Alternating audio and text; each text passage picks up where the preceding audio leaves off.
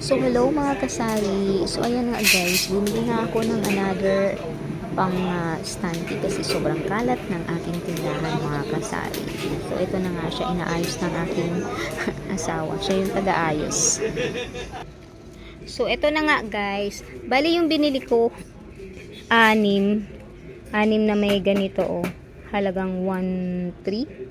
Ayan, 1,300 siya guys. Tingnan nyo, ang ganda niya guys. Tapos ang haba niya, bali 6. So yung isa doon, ginagawa pa sa loob.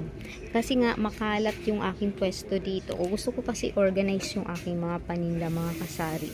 Tingnan nyo naman yung aking mga sabon.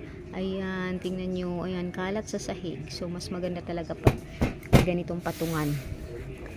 So yung kanyang plywood, hindi masyadong matibay. Tingnan nyo, may nag-crack na. Ang gawin ko na lang sa susunod, bilang ko na lang to ng plywood kasi matibay naman tong ano niya, bakal. And lagyan ko muna to ng linoleum para hindi siya mabasa.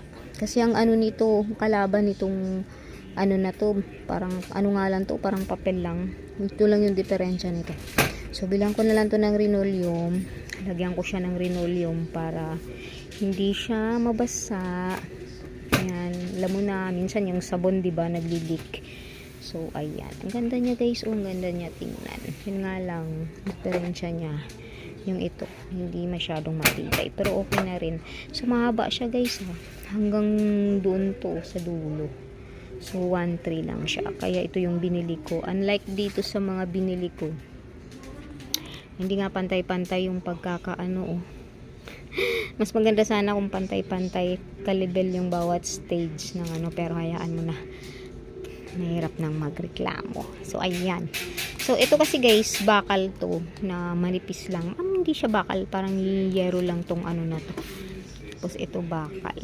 Ayan, hindi at matibay naman siya pag lagyan mo ng mga mabibigat. Wag lang yung mga bote kasi baka mabasag. So okay na yung mga ganyan. So, unlike naman dito sa binili ko dito, talagang matibay talaga to siya, guys. Itong isa na to. Yan, 3 klase kasi itong mga stante na binili ko. Ito matibay talaga to. Pwede dito sa mga bote. Yan, pwede dito. Kasi matibay siya. So, dyan ko lang siya nilagay. Ilang ano din yan, Ilang steps din yung binili ko.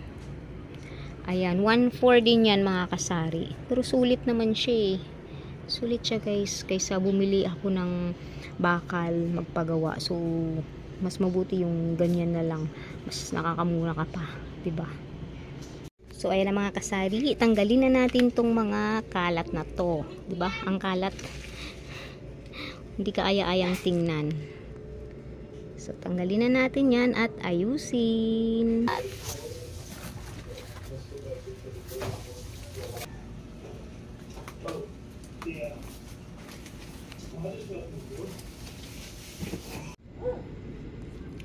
So, ayan na nga guys. Ito na yung stante na nabili ko. Tingnan mo, mahaba pala siya.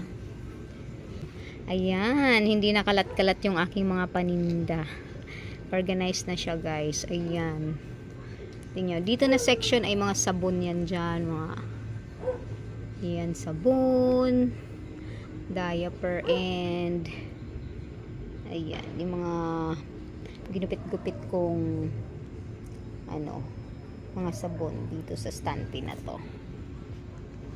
Diba? Hindi na siya kalat-kalat.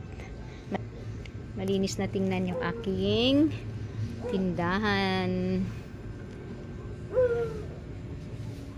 So, maganda kasi mga kasari pag may stante talaga siya para malinis siya tingnan. Ayan na guys,